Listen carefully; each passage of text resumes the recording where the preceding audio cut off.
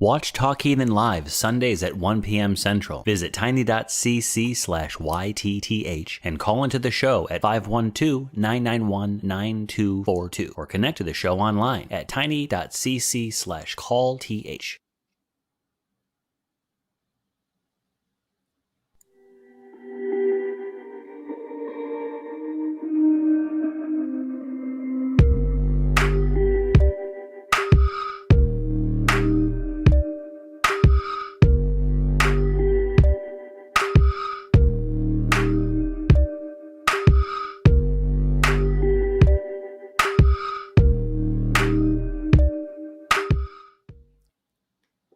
Hello, and welcome to Truth Wanted, the weekly live call-in show where we talk to you about the truth and how to find it.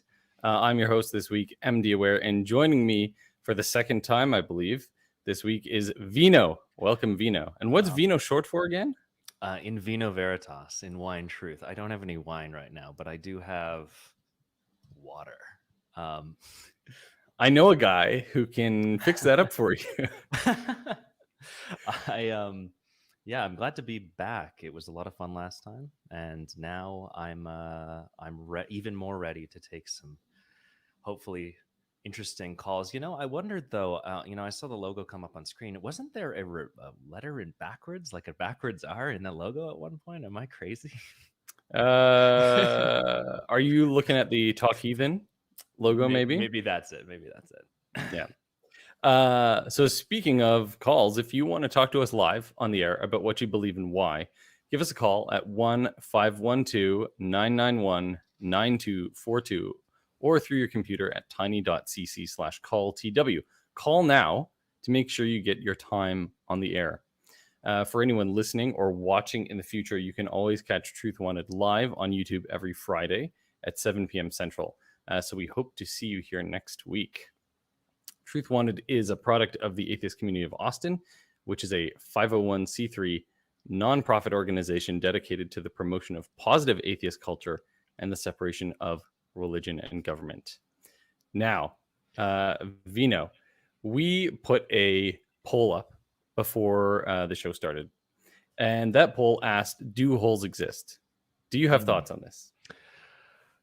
Yeah, I mean, holes exist in so much as we've described holes, right? You don't have to have something you can put in a jar, although I do suspect you could put a hole in a jar to describe or to have something exist. It's conceptual, right? And obviously it's pretty much impossible to empty the absence of something. So you could describe a hole in the ground as a depression in the ground that also has air in it, if you prefer. I don't think some people think you have to have a hole straight through something. I think I think just a depression is considered a hole. Interesting. So do you believe then that for something to exist, it must have some physical properties or not? No, definitely not. An idea can exist, right? I mean, an idea is stored within physical properties, but that also exists independent of those physical properties, like as an emergent quality that can exist in different forms in different people's brains or in a computer or whatever. It's still the same sort of conceptual existence, don't you think? So I guess so what you're saying is that everything that exists has to have a concrete material foundation.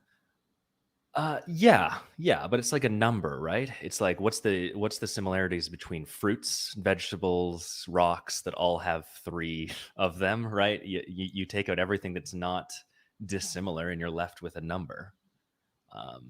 It's the same thing. I mean, you could probably find some other similarities, like they're all made of atoms. Okay, true. I'm sure you could, but if we take the net result of the universe and we have 3 of each of those things, then presumably there would be no similarities and only differences between everything. I would suspect. I'm not sure I tracked you on that one. Okay, well, that's fine. What is your position on holes? So I think that this question has made me reevaluate what I mean by something existing. Mm. Which I mean, I think that the things that the holes are made of, or the material that it's founded in, exist, formally. Hmm. But the whole doesn't exist proper, at least not in the same way. So, like, I would not say that a whole exists in the same way that um, this glass exists, right? Yeah, right. Those are different types of existing, but they still both exist. Well, so this is the question, right? I think this is a problem that we encounter a lot. What do people mean when they say exist? I think this actually Ah, causes a lot of confusion. I see how this could be used to say like, oh, I saw a ghost, and that is whether that's in my head or in reality, it still exists. Exactly. Okay, I could see that. It just skeeves me out a little bit, the fact that we're taking what are basically descriptive properties and saying they don't exist. Like, does a nostril exist, or like the nose hole exist? Yeah, I mean, it does, because I can look at it and point at it and say that's there, and that's just a description of the shape. But so then you ask, does it exist independent of a nose? um, If you had a little nostril shaped hole in your arm, would you call that a nostril if it wasn't attached to a um, nose? okay, let me ask you this: if I took a picture of a nose and then got rid of the nose, would the nose hole still exist? Well, I never thought the nose hole existed in the first place. Fair enough. Okay. I think that would be the shared medium, that they're in different mediums, but conceptually it still exists, right? Because you can point at it or in physical space or in the photograph and say, there it is. Yeah. And that's different from a ghost Fair because you can enough. I point at it. mean, so what ontologists say is they classify things into either concreta or abstracta, like concrete things or abstract things. And I think this is the distinction that we're trying to make. And so things that are conceptual, like holes and numbers, are abstract, and they're sort of formed from our pattern recognition and seeing a lot of like patterns in the world, whereas the concreta are things that can interact with each other independent of an observer, sort of thing. Right. So, like, what happens if two holes smash into one another? Right. This is a good question. I guess nothing. Okay, fine. I yield. But hey, if you have an opinion about whether holes exist or anything else for that matter, give us a call. But Vino, you and I had another topic that we wanted to discuss, and this may get some people fired up, because there's obviously, you all know that I'm in medicine, and there's some talk about how to allocate resources and things like this during times of scarcity, like a pandemic, for instance. And so people ask, what how much is a human life worth? How much are we willing to spend as a society to save someone's life? And so this gets back to the value of human life. And there's a lot of people who say a human life has no value, or it's infinitely valuable, right? You can't put a price on it. It's priceless. What do you think, Vino? This is so tough because there's like three sort of perspectives you got to take on this. Like, one is who's like, when you say what it's worth, what you mean is somebody's giving value to another person, right? So like, Mm-hmm. there are sort of three factors there: the individual who's being evaluated for their worth, their value; the person who's receiving the money, because presumably we're talking about somebody dying, but not necessarily, but in the most typical case. Sure. And then obviously who's the money being taken from. Yeah. And all of those three things are pretty complicated, because the person giving the money might be something like a government who's come up with some calculation for some grave error or some lawsuit or what have you. And they're going to have different incentives about what the value of a life is. It might be the value to the family. It might be the value to the country, or the municipality or what have you that's deciding it. And then But do you not think that there's a limit? a Like limit just to. because we live in a universe of limited resources. Yeah, I think you can put a value on a human life. I'm not sure where you stand on it. I'm just not sure the fair way to do it. Mm. I think, like, I know that, like, there's statistical models that suggest you should have like a statistically consistent human life value to smooth out the bumps in like expected age, or like lifespan and quality of life between things like race, age, gender, things like that. Is a Mhm. 4-year-old worth as much as a 65-year-old and whatnot. And I know some equation like that exists. I don't know the details, but and probably many exist. Yeah. But wouldn't that equation inherently ignore the value of the human life? Like, wouldn't it always cut some people short? And therefore, you'd presumably be intentionally misvaluing human lives for the sake of statistical probabilities, which I guess in a way would be whatever you want to call it, racist, sexist, ageist, in either direction. If you do it or not, you're kind of, being unfair. Yeah, it's right. And but I mean, as you say, I think a lot of these formulas do exist because people who pay for things like healthcare have to decide what they're going to pay for, and they don't have infinite money, right? Mm-hmm. Mm-hmm. So how do you think they should do it?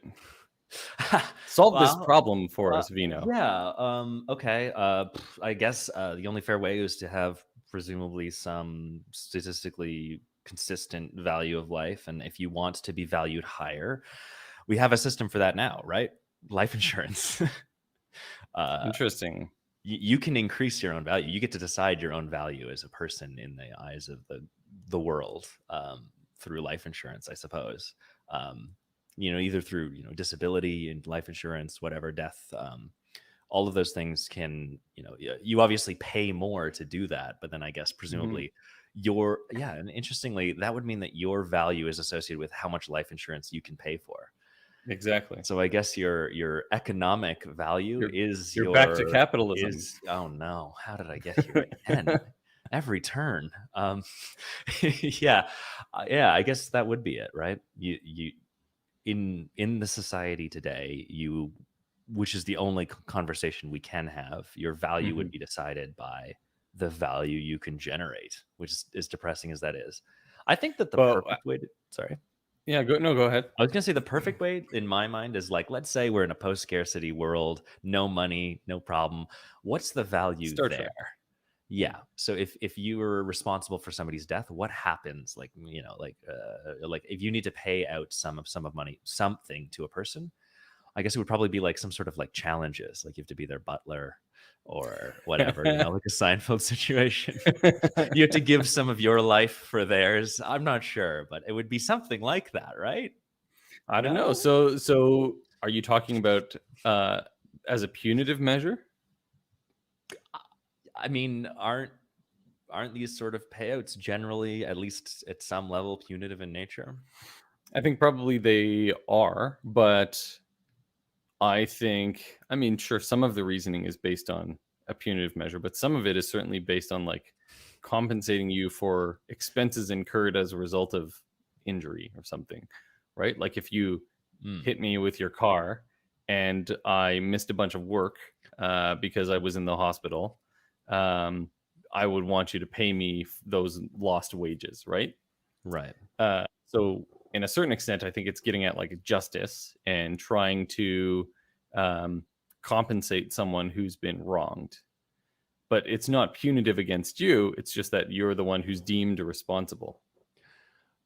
Right. That's fair. I mean, I'm not sure I see a huge difference in that. I mean, in the end, the result is the same, right? Well, I mean, I think it gets to your post scarcity world question. In a post scarcity world where there are no wages because there's no money, because there's all the resources you could want, Right. do I need to do anything if I accidentally hit you with my car? I think that comes down to who's receiving the money, right? Like the value that you're giving for that life, right? If you're like a hermit that knows no one and you're accidentally killed in some way that somebody is found responsible for, and there's no one to provide value to, then you have no value, I guess, right?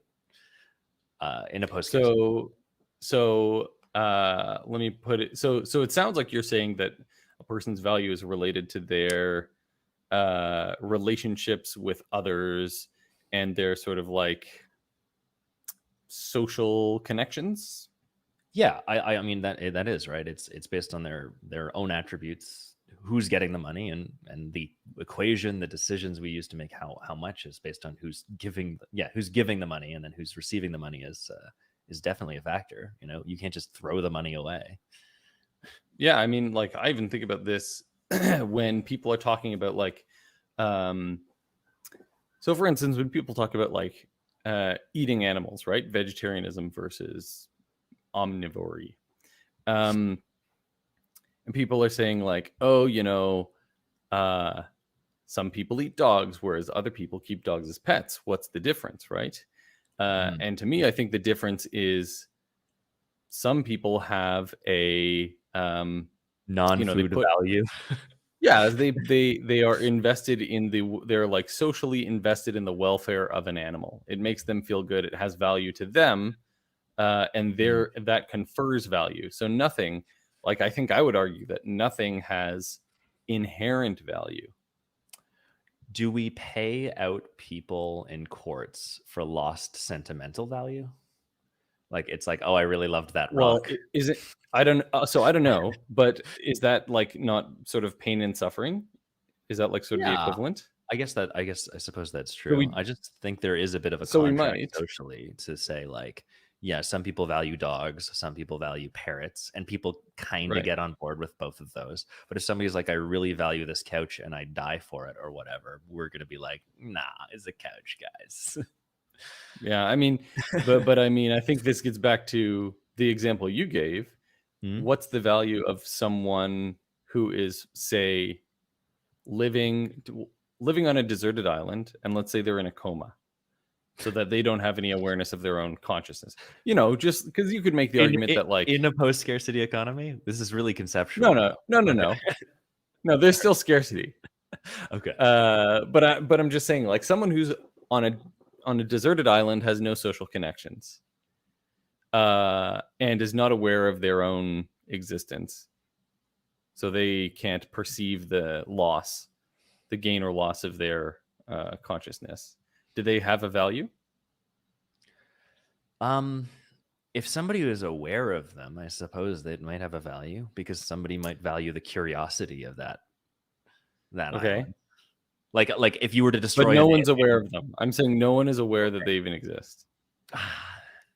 I want to say there is value, but I can't justify it. Like if Interesting. we were to accidentally destroy an alien world somehow and Hmm. everyone on that world was like obviously within the same social connection, I feel like there's lost value there. Um, is it Only if potential you know value? about it. It's potential value because we could have found out about it and then It makes you extracted some think. value.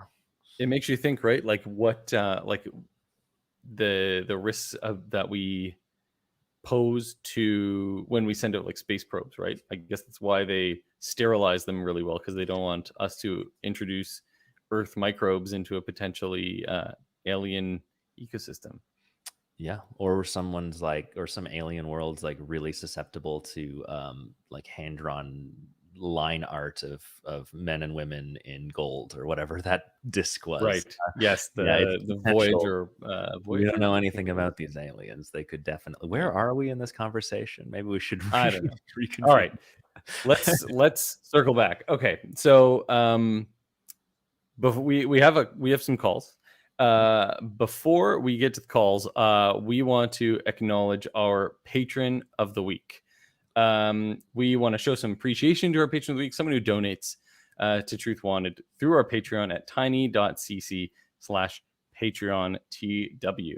As a special bonus, whenever I host, I bestow an exclusive custom patron sainthood to our patron of the week. This week's Patreon is SG. I think that's how you pronounce it at least.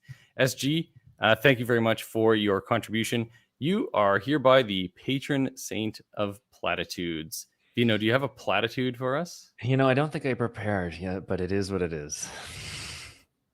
So sly. Ah. All right, let's get to our first call. So we have David in Washington State who has some questions about the ethics of abortion. He doesn't have a strong position, but he's got a couple of scenarios. So David, you are live.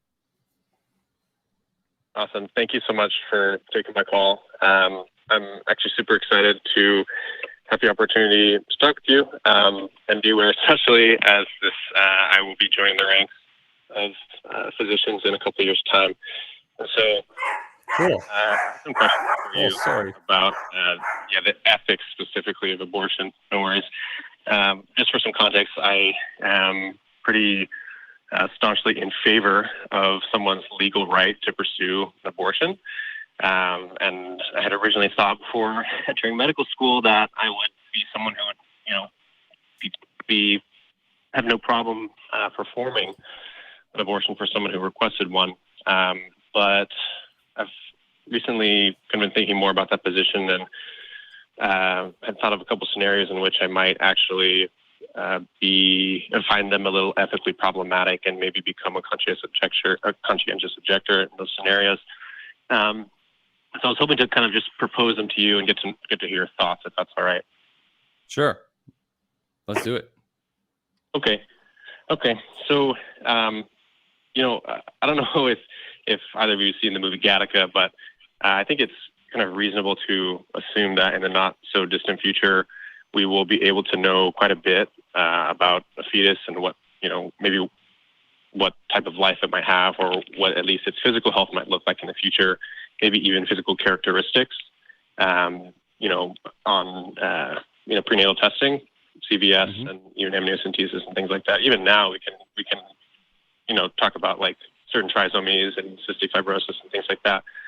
Sure. And so, to be fair, this is a hypothetical, but say 20 years down the road, I'm a practicing physician, and some patients come to me and say, "Hey, we'd like to, get an abortion." And I look in the medical records and it says, "Hey, like these patients have, had, let's say, 5 abortions in the last 4 years." And I say, "Hey, could you tell me a little bit more about that?" And they say, "Yeah, well, we really want to have our first child have, these characteristics X, Y, and Z. And, through this advanced genetic testing that we had prenatally, none of the previous 5 pregnancies, had those characteristics. So we had them aborted, and now we're in here for try number 6 and didn't work out again. So we'd like to have another abortion and try again." And again, while I'm very staunchly in support of a person's legal right to pursue an abortion, that type of scenario gave me pause. Like, hey, in that situation, what would I do? I am a little bit ethically conflicted about that. So again, it's a hypothetical and maybe a little far-fetched, but I'd be curious to know your thoughts. So I guess I want to ask you, what do you see as the problem? Can you make it explicit? Yeah.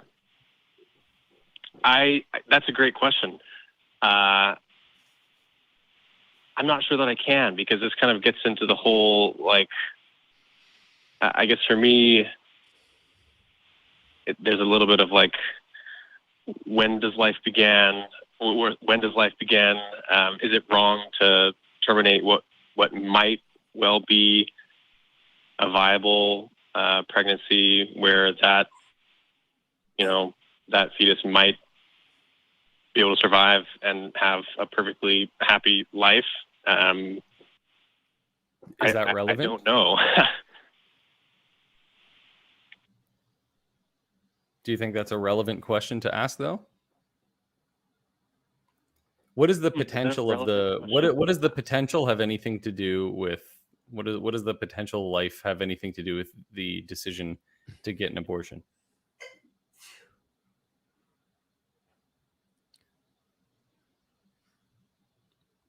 What does the David? potential life have anything to do with the decision to get an abortion? No, sorry, I'm considering your question. What Yeah. does the potential life have anything to do with the decision to get an abortion? Yeah.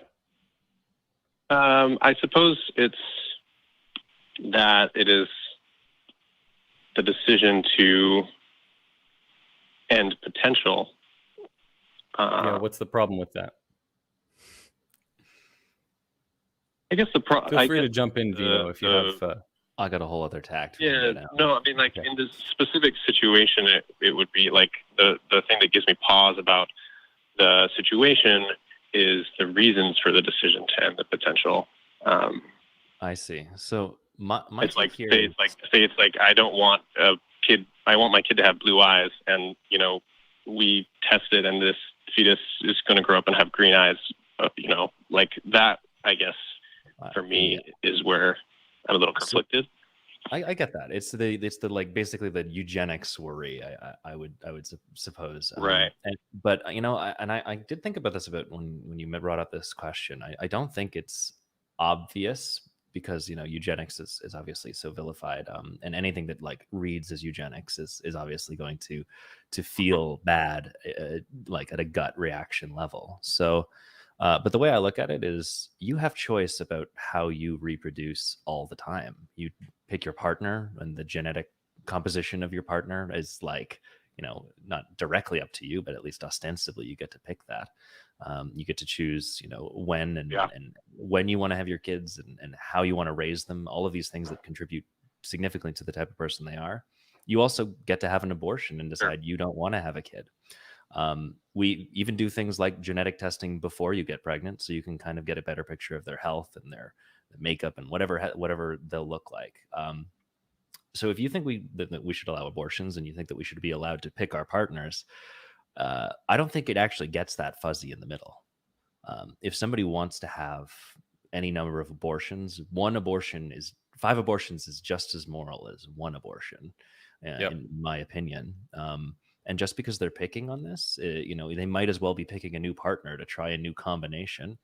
And I don't think like the biggest factors in the lives of these kids are going to be, always the specific genetic remix of the two same people, right? It's going to be how they raise them and the 2 people that initially go into it as well. So if they want to go for it, seems like a lot of work, but I don't see anything wrong with it. And David, are you? David, are you aware that with in vitro, we can create fertilized embryos, and we can assess their genetics by doing like a very delicate cell sampling, and then we can choose which one of those embryos to implant. So that's done now. Or do you have a problem with that? Right. Selecting before the pregnancy?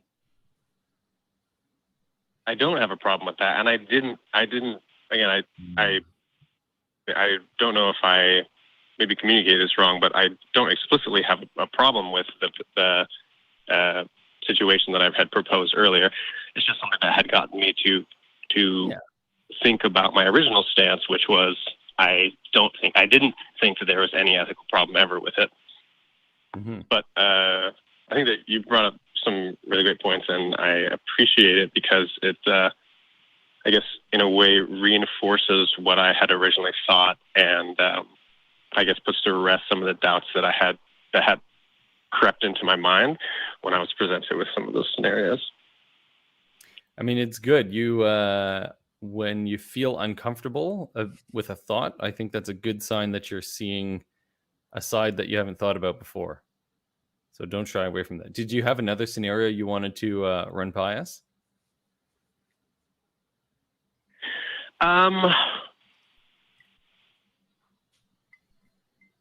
There was another scenario that was a little bit less troubling for me. And after hearing what y'all have to say about that, I really don't think it posed much trouble for me at all.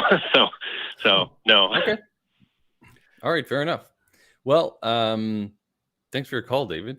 It was great talking to you, and I hope you join the field as you intend to or plan to. So thanks for calling. Yep. Thanks, guys. Have a good evening. Yeah, that's it's a good question, and I think you hit the nail on the head, Vino.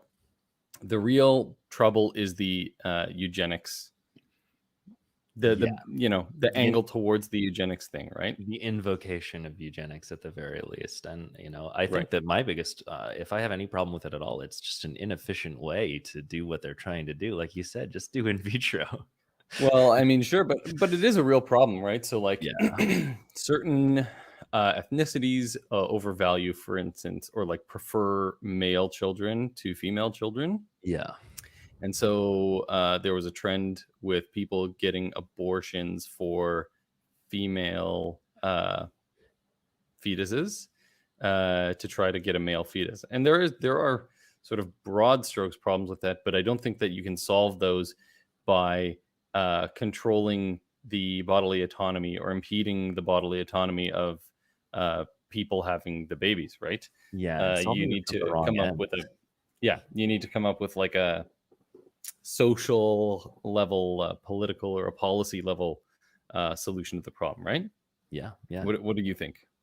No, I completely agree. That's what I'm saying. Like there are practical problems with this. Like you said, sexism and racism included. Or whatever. People wanting blue eyes or male children or what have you. But I see that as an issue, and probably like a population issue a government might want to solve, frankly. Right. Exactly. But yeah, like in North America, on average, people prefer to have female children, which is at odds with other areas. So it's probable, like we wouldn't be so careful to like, are you sure you're doing this for this reason? But like, it doesn't seem like the right tact. I just can't imagine this ever being successful long term. And plus, like banning an abortion is generally not a good strategy because people will get them elsewhere. So yeah, it's true. Even if you wanted to, even if it was the right moral question or right moral solution, you still wouldn't want to solve it that way. Yeah, it then becomes a design problem. Yeah. Okay, we have another caller, Andrew from Maine. He doesn't like that we don't think that anything has inherent value. So, Andrew, you are live on Truth Wanted. Hi. Yeah, you just read my point. I just think that's a very dangerous belief and can be used to justify some horrific things. And I just wanted to point that out, that thinking that inherent value there is none is a bad thing. So that's my point. So what do you think the value, how do you justify that there is inherent value to anything? I presume you're talking about to a human. Yeah, or anything, but mostly humans. Yeah. I'm a Christian, so I take a Christian approach to that. So that's where I believe inherent value comes from. Yeah. That's reasonable. If we were to agree with your presupposition that God exists, then things would have a value independent of people observing one another, because there would always be an observer. But like if we don't agree on that, But hang on, would that be inherent value? Or would that be would that be God saying that God values human life? No, it would be God creating humans with inherent value. The source is God. If you want to draw it back to there, but the real point, that the first thing that comes to my mind when you say nothing has inherent value, I think that can be used to justify things like genocide, and I think that's horrific. So I just think it's a terrible position, and I wanted to point that out. Why does something have to have inherent value to have value? Because if value is only ascribed by people, then, I mean, if you have someone in power who doesn't value a certain race or whatever, they snap their fingers, say, go kill all those people. It's my decision. I ascribe value. I think that's horrific. And if you don't have inherent value, you can ultimately get to that place. So that's why I think that. All right, Andrew, but the problem here is that we're missing a step, right? Just because something would have terrible implications if it were true doesn't mean it's not true, right? Like if we obviously we disagree on this point, but if we're saying, oh no, that life has no value because there's no afterlife, wouldn't that be terrible? That doesn't mean there's an afterlife. It just means that that's terrible. So we're not even at the point. Yeah. I wasn't trying to argue that. I mean, obviously, I believe that's true. I wasn't trying to convince you that it's true. I was trying to say that your belief is extremely dangerous. That's my main point. So that's what, and it sounds like you're agreeing with me. Well, I mean, I think it's dangerous. I think it depends on how that person assigns value, right? Just because I don't think that anything has inherent value doesn't mean that I don't think something has value. And again, if we're contrasting it with your position, you don't actually believe that humans have inherent value either. Their value comes from God's value of human life, right? If God chose to not value human life, then human life wouldn't be inherently valuable, right? Yes, that's right. I mean, yes, you can draw it back to God as the source. But I mean, I still don't think that defeats my point that, because I mean, you say, just because I mean, it's not just about what you ascribe value to, right? I'm saying if people can get in power who value whatever they want, and, and there's nothing to say that your value ascriptions are more valid than anyone else's. So I just think it's really dangerous. Right. Well, that's why we try to be humanistic in terms of our moral philosophy, or at least I do, to a certain extent. Although that's not, that doesn't mean that I ascribe inherent value to humans, right? But we try to take into consideration the feelings of things that can feel things, if that makes sense. And try to, like, my maxim is to try to reduce suffering. And sometimes that means valuing a life, and sometimes that doesn't mean valuing a life, and sometimes that means, doing something else. Like I can think of a lot of people who have maybe a horrible disease that they're slowly dying from, and they would prefer a quick, painless death under their control. And you might look at that and say that we're not valuing that person's life. Would you agree with that, Andrew? Well, no, I would. Well, so when you say, I would say, when you say you want to reduce suffering, it sounds to me, suffering is experienced by the person, so you value their experience. So it sounds like you do inherently value people and their experiences. I think those two things are linked. So, yeah. You're saying inherent again, like it's he values it. It's not innate, right? It's in pursuit of reduction of suffering. Mm-hmm. Okay, I mean it's his basic, and it's arbitrary. I think I get. Okay, so if it's arbitrary, then how could you ever be justified in saying one thing is more preferable to another? I mean, it's just totally arbitrary, so it doesn't matter. Well, so it's arbitrary because I decide that I want to value this, and I don't see any. So, like, I am also a scientist, and I study the world, and I've never seen any evidence to tell us that we should value human life, particularly, or even like life particularly, right? Like, who is to say that the solar system that we live in is more valuable than the next solar system over that maybe has no life on it? There's nothing in the natural world that tells us that, right? I've never seen a bottle of value. Why in that case would you want to reduce suffering then? That doesn't make sense to me. If you have no, why do you want to reduce suffering if you have no scientific basis to value? Right. Well, because you can't get from an is to an ought, right? I can Well, you're make saying scientific that should determinations really- all day, but it doesn't tell me what I should do.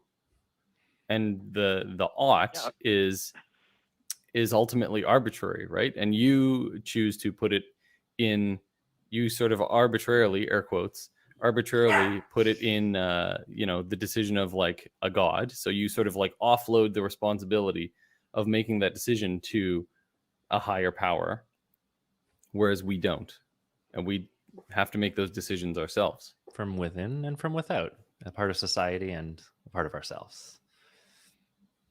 Yeah, I mean, it sounds like you just admitted that it's all arbitrary. So, I mean, you would really have no justification in making any sort of ought statements then. Well, the foundation is arbitrary, but then the foundation is arbitrary, but then the what follows along is not, right? It all corresponds back to your original foundation. And not everything Just like the arbitrary. rules of why is that? I don't see how if the foundation is arbitrary, the rest is not. I don't see that. So the rules of a game are arbitrary, right? But I've never gotten checkmate in Monopoly. Right. But you can still make determinations about what you should do to win that game based on the rules, which are arbitrary. And those are all reasonable and substantiated based on the arbitrary rules that are set. Yeah, but why? I mean, if you didn't like the rules because you think they're arbitrary, you have no reason to just not switch them and do whatever you want. So I mean, well, except that then nobody would play with me if I was constantly changing the rules, and I would not do well. I mean, why do? And so I think so. The analogy then would be if I want to live in a society with other people, my foundation better be something that everyone gets along with and everyone can agree to. Okay, so really, I mean, it's just you go with whatever the society prefers, I guess. That's what it is. Well, I think that a lot of our ethics are evolutionary, and I think that the trend throughout history has been we're gradually increasing our circle of empathy and who we consider to be our in-group and who we sort of ascribe value to as a society. And I think that we need to continue doing that. But why do you value empathy, and why do we need to continue doing that? What is it all just so you can, is it all just survival? Is that what it boils down to? Or survival of an individual and survival of the species. I mean, in some ways. I mean, that's what I'm saying. Not all things that are arbitrary are equal, right? They're arbitrary in so much as like from like an is standpoint, right? We can't like point to a bottle of our intention or our values or whatever we do, but when we do live in certain circumstances which make us more likely to be value one thing over another or set up a value system in one way or another. So you're saying we might as well just come up with whatever system? No, sorry. No, go ahead.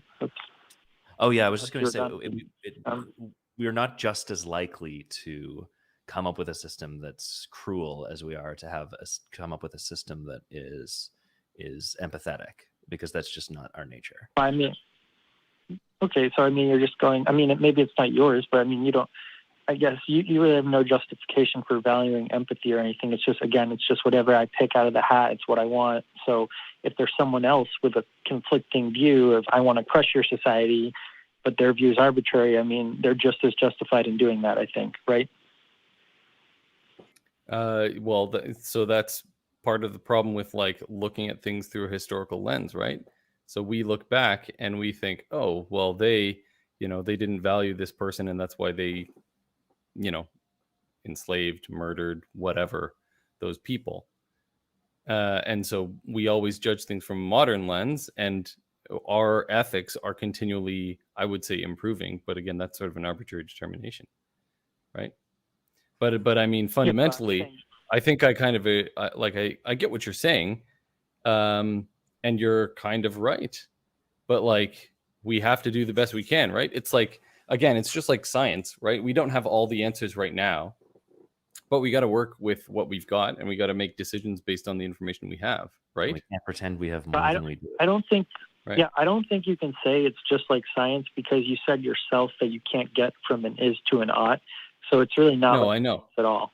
Well, I'm drawing an analogy in that we are improving, and yes, we don't have an absolute foundation, like an objective foundation, but there is no objective foundation. Like, even if you're appealing to a god, it's not an objective foundation, right? It's still arbitrary. I mean, I wouldn't say that. I would say whatever God, the Word of God. I mean, so I disagree with that from a Christian standpoint. But I mean, what if there was another group of people with a totally different morality from you? There's no way for you to. It's just tribalism at that point. There's no way for you to say, oh, mine is better. So it's just tribalism. That's what it is. Yeah. I mean, okay. Yeah. Yeah. I mean, it depends on which god too, right? Yeah. I mean, like, you're right. There's nothing in the universe that tells us fundamentally that A is better than B. It's all with respect to a goal. And the goal is always arbitrary, because there's nothing to tell us what the goal should be. Yeah. I mean, yeah, that's your view. I mean, that's not mine, but yes. Yeah. I mean, I agree that we agree about your view. And I just wanted to point out how, from my perspective, and probably many people's, that can lead to very scary things. That's all I wanted to say. So, I mean, it's just kind of terrifying if you actually follow that logic. So, to be fair, the some of the scarier things have actually come from people who follow your belief system, right? Some of the scary things that have happened historically have happened because someone was convinced that their God told them to do it. Yeah, I mean, I would argue told them that only the Israelites were God's chosen people, right? And so the Israelites' lives were more valuable. Or, hey, doesn't it say in the Bible that men's lives are more valuable than women's? Men's lives are worth like 5 shekels and women's are worth 3, or some multiple of that? I'm not aware of that. I don't think that one is justifiable from the Bible. But yeah, I mean, again, obviously I would probably say a lot of those people were mistaken, but at the end of the day, I guess it's just tribalism. And it just depends which church I don't know. you're a part of, which tribe you're a part of, Yeah. Which Bible you're following, which religion, which denomination. Right? Yeah, I mean, I obviously there are many different. Yeah, no, I get that. But I mean, I know I can't really convince you my way is better either. But I'm glad that we can at least agree that your way is arbitrary. So I guess that's so. Also, that kind of like when you acknowledge that, anytime someone acknowledges that, and then I hear like moral indignation from them, I'm just kind of like, this is kind of stupid, because as you say, it's really all arbitrary. So you're really only if you agree with our position, right? Do you not agree that we should be reducing suffering? Yeah, I mean, I agree with that. I mean, the basis is different. I mean, but I agree with that. Yeah. So, okay. So then if I express moral indignation that someone is doing something that increases suffering, why would you not agree with that? Well, I would. Why would you not agree with my indignation? Because I think either it's just performative or you're not actually being intellectually honest, because you have to acknowledge that it's just arbitrary. And if some other group wanted to increase suffering because that was what they valued, then they're just as justified in doing that. So that's why. Why is it intellectually dishonest to have ethics that are not founded on something objective? Why is it because I'm not saying I'm saying considering your ethics better than someone else's is dishonest. That's what I'm saying, because there's the same foundation for both. So that's why. Well, so I think that in a lot of cases, if you boiled these these questions down, these disagreements, these moral disagreements down, you would either get to, number one, people have different goals. So they have different like fundamental values. Or in which case it's like, as you say, I think this is better and they think this is better, and we have a fundamental disagreement. Or you agree on the common goal and one of the two people is doing it wrong, right? Yeah, well, I mean, I don't know what you mean by wrong, but I mean, I get what you're saying, the general point, yeah.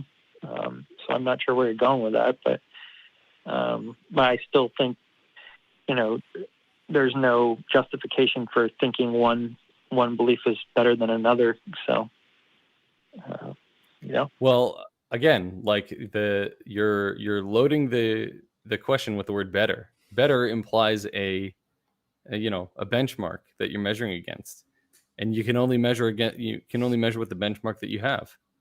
I don't know what you would expect.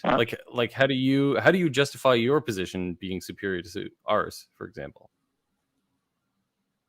I mean, I think it comes from a divine source, and I know that. How do you know what the divine source says or thinks? I mean, I'm a Christian, so I mean, you can. It's the Bible. I mean, interpretation, culture, context. I mean, we probably don't need to go down this road, but if you just generally think about what you know about Christians, that's what I believe. So, I know a lot of genocides came from Christians. I mean, I would say those were not real Christians. I mean, there's nothing. I don't. So, but I mean, that's kind of beside the point. I mean, I'm not trying to compare history here. I'm talking about the philosophical underpinnings of the positions. So, I acknowledge. Well, philosophically, you have arbitrarily chosen to believe something, believe in a Christianity, we'll say, and you think that that's superior, but you don't have any actual evidence, any actual basis to think that that's a superior moral system, do you? What do you mean by evidence? I mean, what makes Christianity real versus atheism? Why should I believe in Christianity? Why should you believe in Christianity versus not believing in God? Is that what you're saying? Like God versus God? Is that what you're? Well, I mean, if you're just talking about God in general, then I mean, there's lots of arguments for that. The infinite regression of causes. There has to be a first cause. There's one I just actually learned about today, which I don't even want to get into because it's kind of complicated. But I mean, there's lots of philosophical arguments. You can't find I don't know. I mean, evolution is not. It's You're jumping around a lot. If you dig down, I know, because you're asking me a very broad question. That's why I'm jumping around. So if you ask me to support gravity, I don't have to jump around to philosophy and reductions and all that. Okay, so that's another one. Is a lot of people point to the fine tuning. I mean, there's like a lot of constants in physics that if they were a tiny degree off, then there wouldn't be life as we know it. So that's another one. You bring up gravity. That's another example. So I bet in all the universes where people don't have those just right, they're wondering why theirs weren't quite as good. Except you don't have any evidence that other universes exist. So I mean, that's an irrelevant. I think you might have missed the speculation. Point. I think you might have missed the point. We would only observe it if it was right. That's all I'm saying. I think we're just getting into. And I'm saying I'm saying mathematically, the chances of all of us being here, it's really small. So I mean, yes, it could. I mean, it's like, well, maybe I guess there was a dice roll and it happened, but I don't believe that. I mean, I think it might take even more faith to believe that it's all random. So we're diving into other topics, but I mean, I'm just going to answer whatever questions you ask me. So. All right. So I think we've agreed that we both think each other's positions are arbitrary, and I'm okay with my position being arbitrary. Yeah. Are you okay with yours being arbitrary? I mean, I don't believe mine is arbitrary. I don't think I agree that. I think I totally understand why you think that. But Okay. I think moral indignation, that's never justified from you. And so, yeah, I wanted to point that out as well. But. Okay. Well, thanks very much for your call, Andrew. We appreciate the conversation. I don't know. I don't think we could have come to any resolution there. Yeah, I mean, really, the only way we could have done that was to agree on whether or not there's a God, and I feel like that's kind of a difficult one to solve in one call. But Yeah. I think we saw the path there. I don't know how we get from a position where we're saying we're having a morally rough position because we are applying modern ethics, the world standard basically of ethics, versus something that has a very, very long track record and history of genocide and all these sorts of things. Like, if he wants to bring it there, we can go to blows on that. But if he's going to invoke genocide, I mean, you got to have a leg to stand on. Yeah. You can't stand on all those bodies and say that, if your moral high ground is standing on a pile of bodies, you think you might need to rethink your high ground. Fantastic. Okay. If you want to contribute to the discussion, call 512-991-9242 or visit tiny.cc/calltw. If you're enjoying Truth Wanted, you might be interested to hear that there are a bunch of other shows produced by the ACA that you can check out, including the Nonprofits, Secular Sexuality, Talk Heathen, and the Atheist Experience. Why don't we take a look at a sneak peek of what happened on the ACA last week?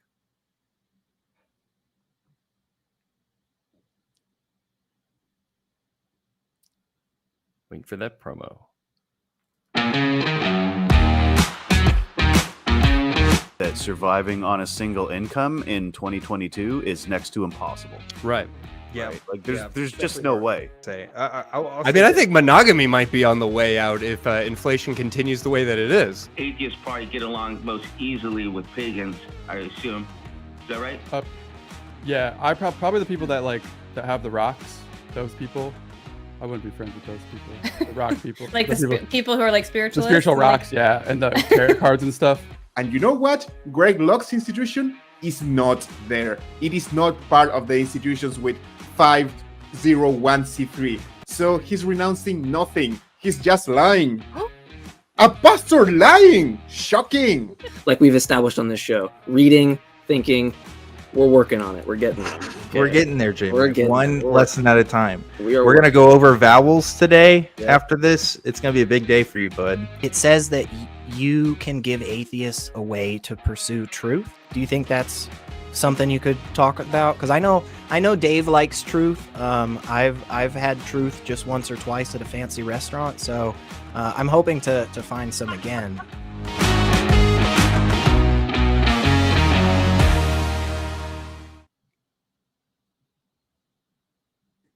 Okay, we're back. Before we get to our next call, I just want to promote some other things. So we have a fan-run Facebook group. It is tiny.cc/FBTWG. So check that out for more discussions and news about the show. And as you may have seen before, if you prefer to engage with ACA shows asynchronously, you can find audio-only episodes at tiny.cc/AEN podcasts or wherever you get your podcasts. And with that, we have a caller, Jay from Florida, who is interested in talking about this conversation about arbitrariness. Jay, what do you want to talk about? Hi. Nice to talk to you, MD and Vino. I just wanted to kind of follow up on the last conversation you were having with I don't remember his name, but in the terms of saying something is arbitrary, like it seems like he thinks the more he's convinced of something, the less arbitrary it becomes. Like, say, the stock market. People don't really seem to think that the whole system behind the stock market is arbitrary, when in actuality it is. It's just that there are a lot of people convinced that it works and it functions in a way or serves a function in society. Mm-hmm. Do you guys think that something loses the arbitrariness the more people are convinced of it, or does it still remain like as arbitrary as it ever was? I think that, Vino? yeah, I think that just like, I don't think the belief makes something less arbitrary. I think it's a matter of like how, I guess, as you'd say, MD, how is translated to ought. Things that are by its nature the way it is are not arbitrary, and anything that isn't is arbitrary, regardless of how much belief there is, and that's okay. We live in a very arbitrary world. Almost everything we do is arbitrary, and we got to be okay with that. I mean, maybe we need another word, but arbitrary is not a bad thing. Yeah, I mean, it's got these negative connotations, but I agree, and I think. So, do you think that anything that is an ought statement is arbitrary ultimately? Vino. Yeah. Vino. Oh, me. Oh, Oh, yeah. Vino. Okay. Sorry. Yeah, you weren't clear with that. That's okay. Sorry, that was my bad. Fine. There's just two people here. Yeah, right. I think that everything that is an ought is arbitrary. Yeah, I think that. Jay? I can't think of a counterexample. Yeah, I agree. I think everything that we say is an ought is arbitrary. Yes. Do you Yeah. disagree? No, I think I agree. Again, I think that when we're talking about oughts, everyone ultimately makes an arbitrary selection at some foundational level, and then they try to make logical steps from there. And then, so in the last case, the caller was saying that his foundation is not arbitrary because he believes in God. But then you have to go down that rabbit hole of, well, why do you believe in God? Is the belief arbitrary? Is the things that God says arbitrary? Like maybe God just arbitrarily decided that human lives were valuable, right? Like it's sort of just pushing it back another step to me. What do you think of that, Jay?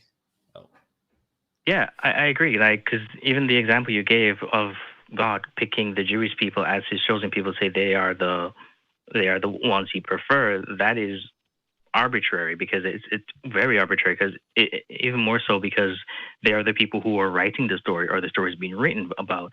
So in some ways, it kind of makes sense that they would put that in there for themselves. Convenient.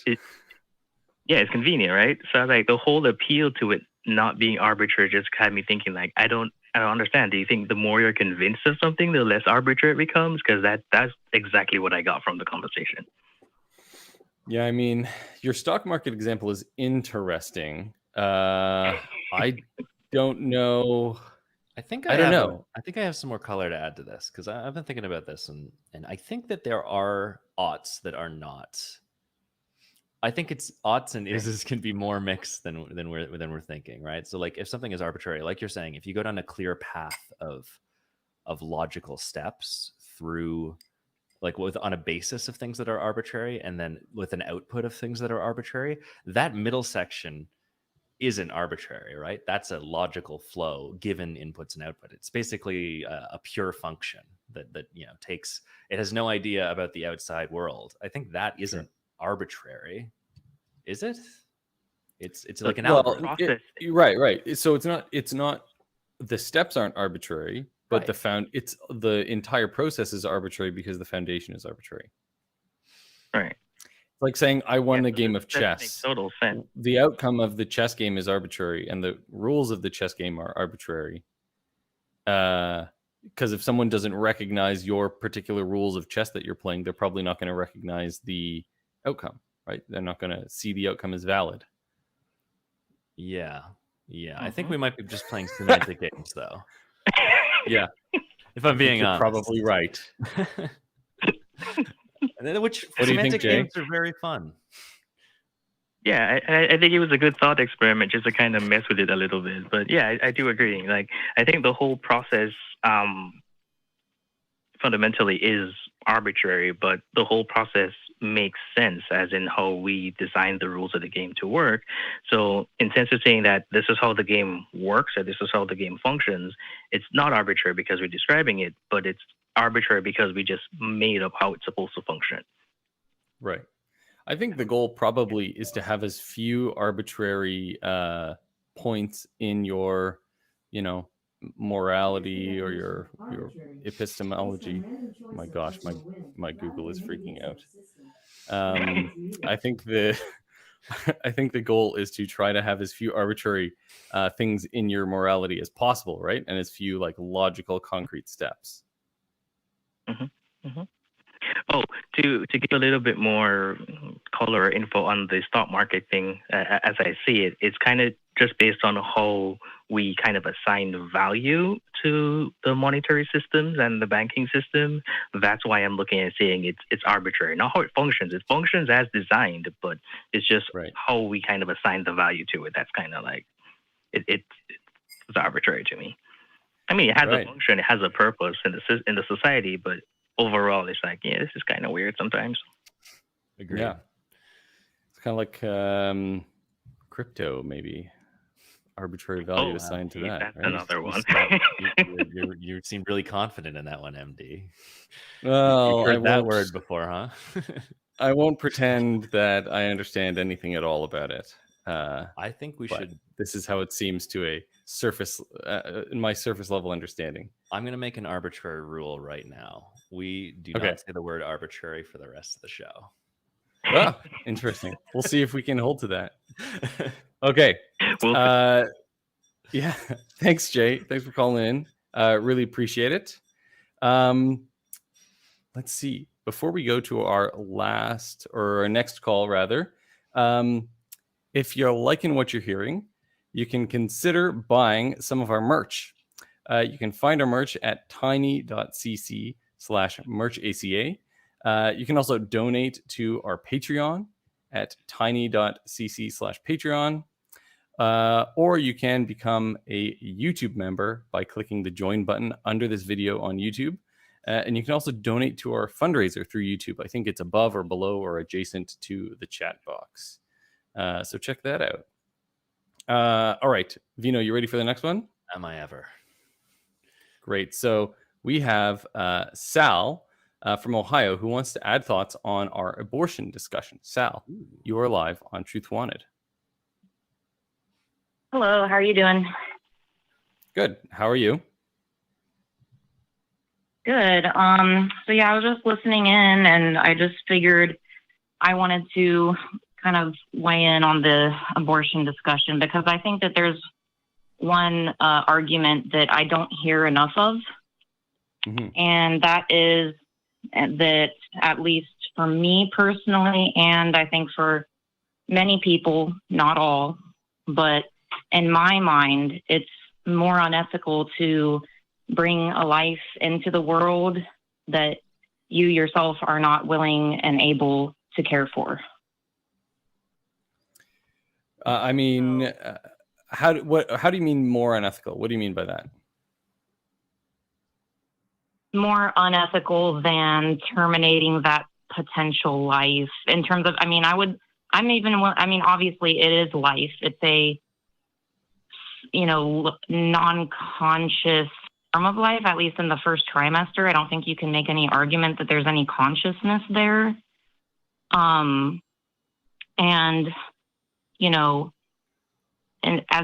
this is the other thing that I don't think a lot of people realize, that why the whole Roe versus Wade thing is a bit ridiculous, because how we had it with Roe versus Wade is first trimester, it was completely at the discretion of the woman, and second trimester, it was kind of more in the gray area of maybe state to state having different laws, and the third trimester being like life. If I'm getting this wrong, if you guys know better, then correct me. But as far as I understand, life of the mother, serious health risks, would be the third trimester. And also just the fact that it was such a small percentage of, I think it's something like less than 1% or 1% of abortions were late term. So, and they're fairly certain that the vast majority of those are done for those reasons. Yeah, I mean, so neither of us are U.S. citizens, so we can't really comment on the legalities of the American system. But like, from my perspective as a physician, to me, an abortion is specifically like a termination of pregnancy, and how that occurs is sort of beside the point. It's, you can have an abortion that results in a non-viable fetus, a non-viable birth, or a viable birth, right? And so sometimes when you do it in sort of like the second half of pregnancy, an abortion can result in a sort of delivery and a viable birth. Whereas in the first trimester, or in the first, half of the pregnancy, our technology is not such that that would be a viable life. But the way that that we are taught to think about abortion is with the pregnant person's interests in mind, and we don't really consider the fetus. We don't really. So legally, they're not granted rights, right? In Canada or the U.S. Currently, at least. And so we don't really consider the air quotes rights or potential rights of that life, and so it doesn't really come into it for most physicians. So my thought on that too is, because this reminds me of an argument that I saw recently. It was just an anonymous person making the argument that, hey, if we have the technology to, like, with incubators to, take a fetus out and bring that child into the world. And I'm assuming that in this case, it would be, put up for adoption. I mean, I'm not saying that I don't consider anyone who makes that decision to be an unethical person. I'm not going to judge anyone who would make that decision. But for me personally, I would feel like I made an unethical choice if I myself am not willing to personally be the parent to this child that I'm bringing into the world, this human being, and to not have any guarantee that that human being is going to have a decent, loving upbringing that you're not taking responsibility for. I personally, I would feel much worse about that than. Yeah, I think that's reasonable, but like, yeah, obviously that's your choice, and some people may make another choice. I am curious about, maybe you're giving a child a better odds with the kind of decisions you'd have raising it, if you were to have that child, but there's no guarantee, obviously. If you were to be hit by a bus outside of the if you were to be hit by a bus outside of the, like outside the hospital, then you still wouldn't have that decision. They may have a better life, but I think to your earlier argument about would it be more ethical to, or you want to hear more of the argument that it might be more ethical to have an abortion at times if the person is unwilling to take care of that child. Was that something of what you were saying? I'm a little. I think that could be. Sorry, what was that? That's exactly what I'm trying to say. I'm just saying I think that that's just not brought up enough, and it's not. People don't. I just don't understand why, and like, look, don't get me wrong. I'm not attacking anyone who would decide to, put a child up for adoption. I don't want that to be, misunderstood.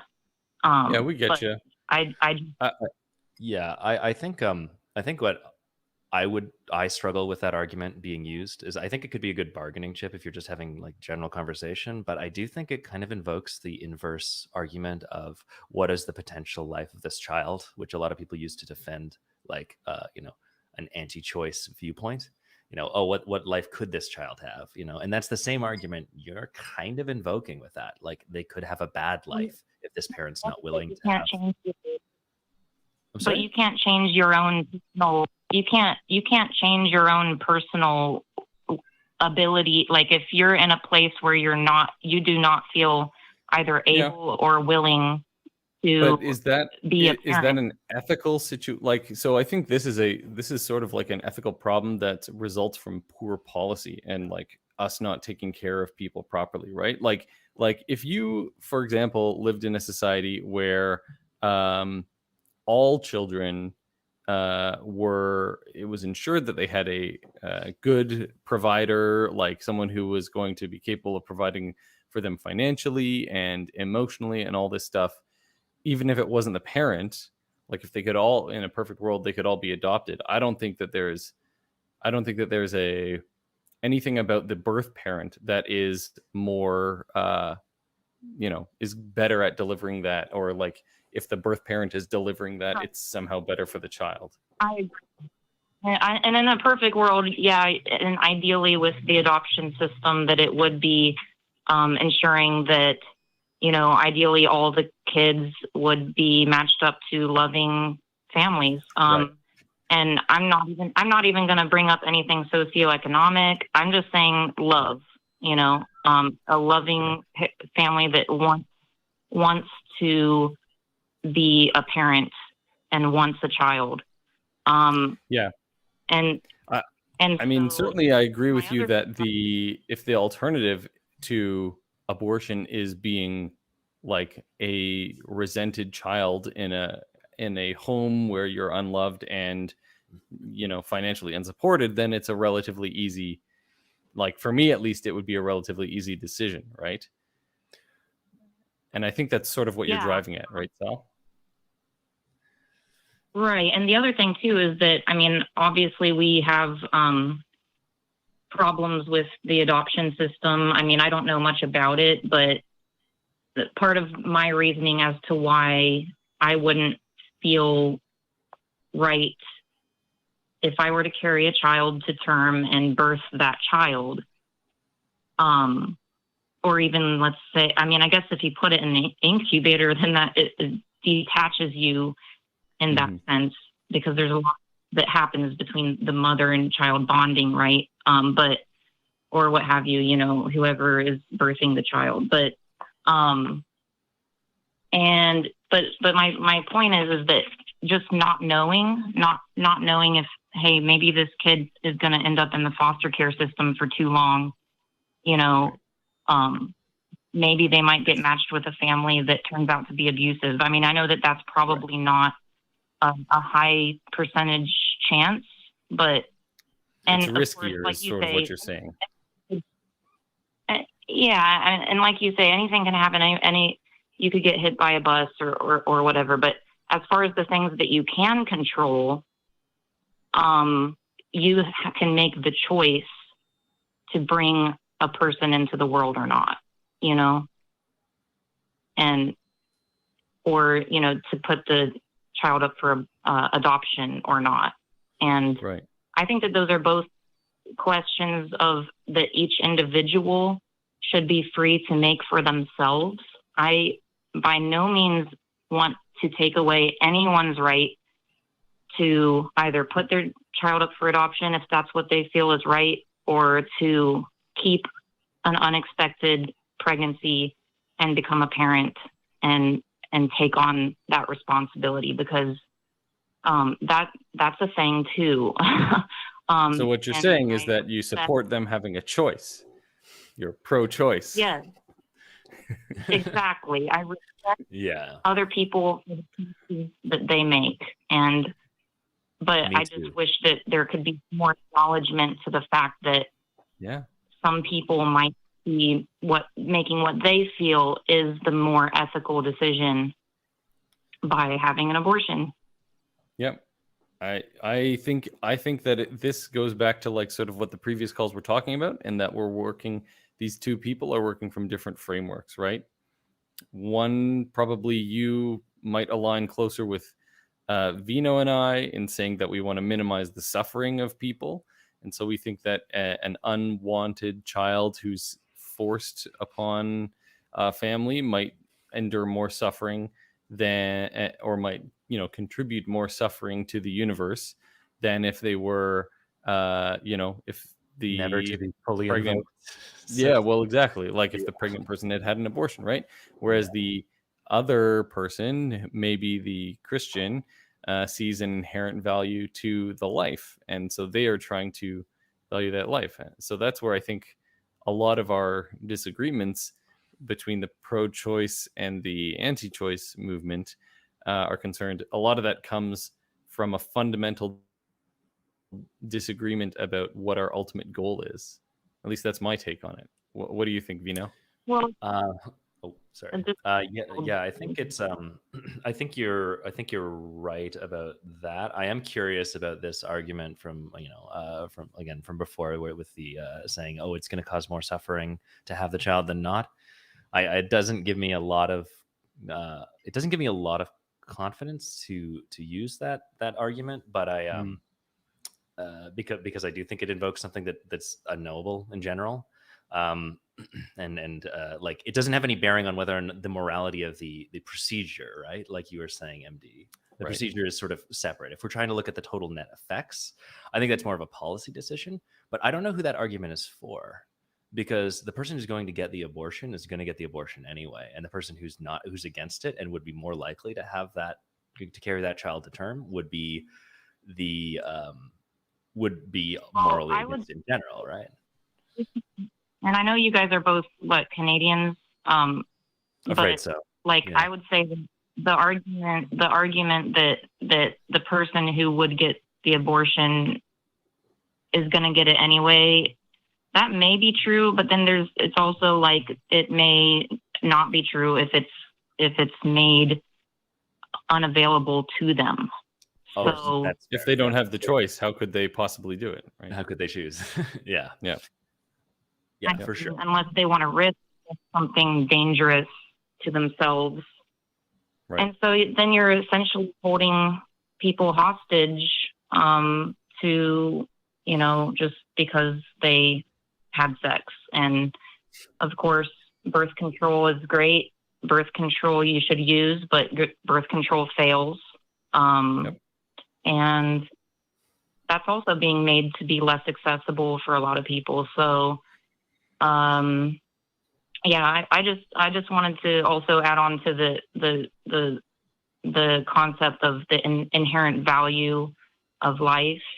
And to me, I mean, I know I'm not, and when it comes to the monetary stuff, I really, cringe at that, and I would rather just leave that to the people who have to make those decisions for practical purposes only, and not have to think about it outside of that.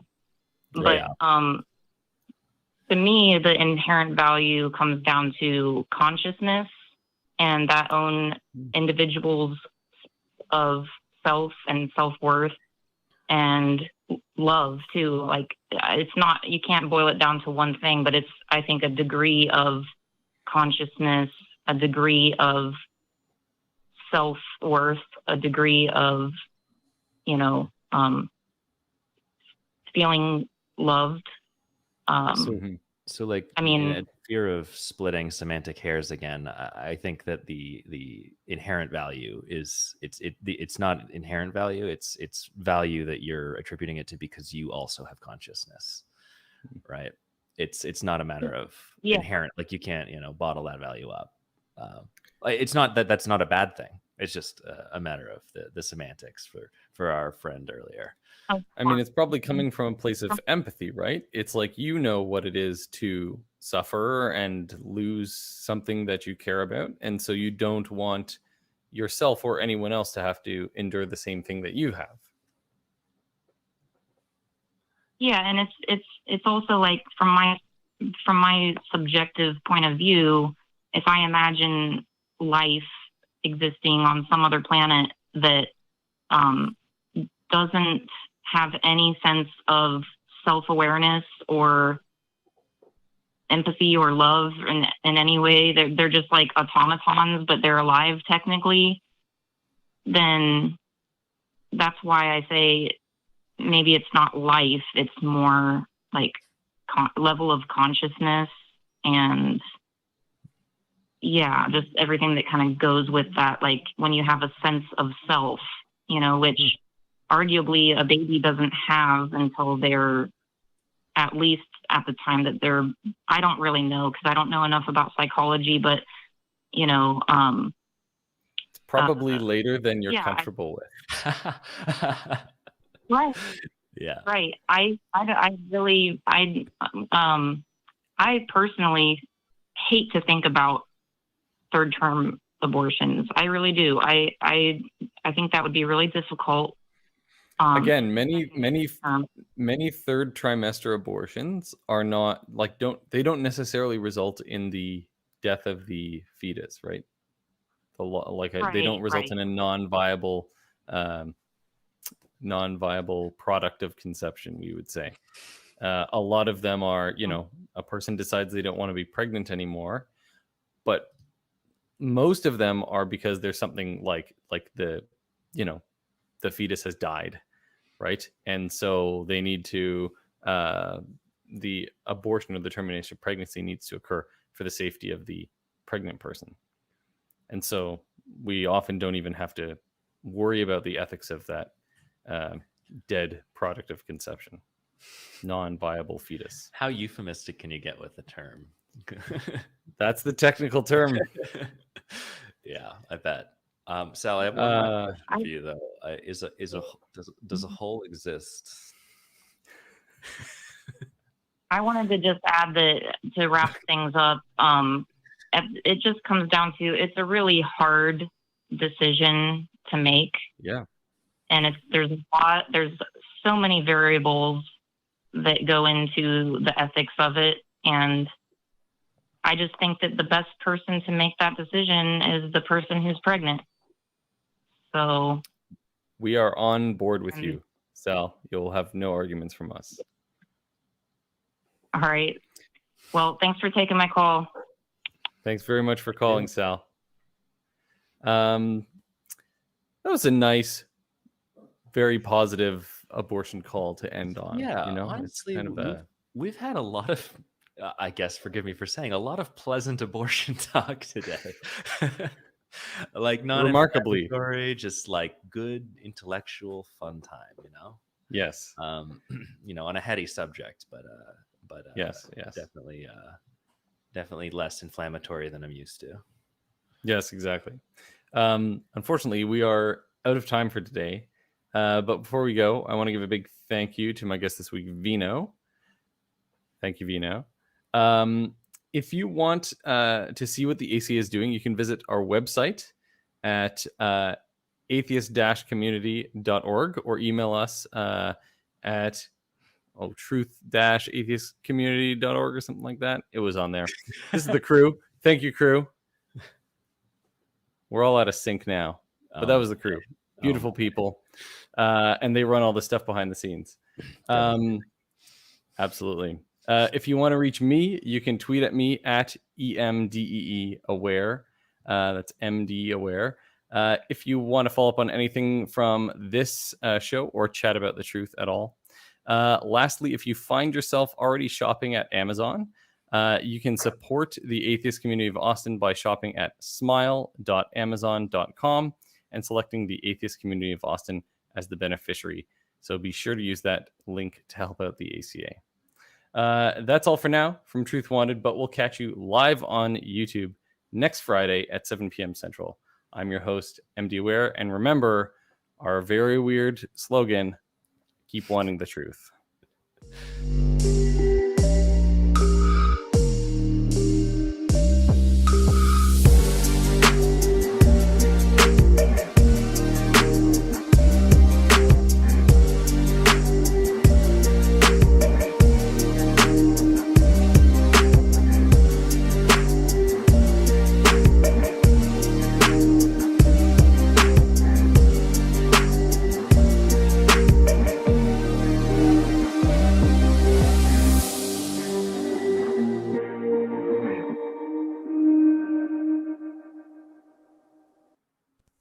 Watch the non-profits And join the hosts in the live chat, Sundays at 3 p.m. Central, between the Atheist Experience and Talk Hidden. Visit tiny.cc/ytnp.